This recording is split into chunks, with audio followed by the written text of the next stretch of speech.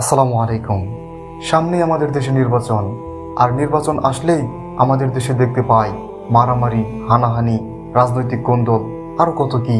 এগুলো আর কতদিন? এদেশের রাজনীতি দেখে মনে হয় এদেশে মানুষের কাছে নির্বাচনের আগে ভোট চাওয়া, তাদের কাছে দোয়া চাওয়া, পোস্টার বিলি করা যেমন একটা নির্বাচনের প্রচারণার একটা অংশ, ঠিক তেমনি মানুষকে আহত করা, মানুষকে মারা, তাদেরকে গুলি করে মারা, তাদেরকে লাঠিপেটা করা, এগুলো যেন নির্বাচনী প্রচারণার একটা অংশ।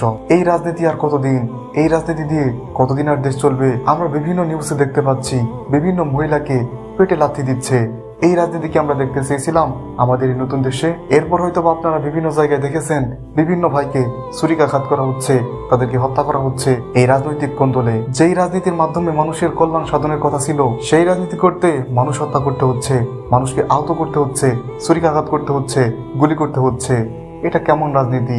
এটা কি রাজনীতি নাকি অপরাজনীতি? আমাদের দেশ বদলায়, সমাজ বদলায়, মানুষ বদলায়, কিন্তু এদেশের রাজনীতিবিদরা তারা বদলায় না তাদের পুরনো চেহারা, তারা ধরে রাখে তাদের সেই পুরনো রূপ।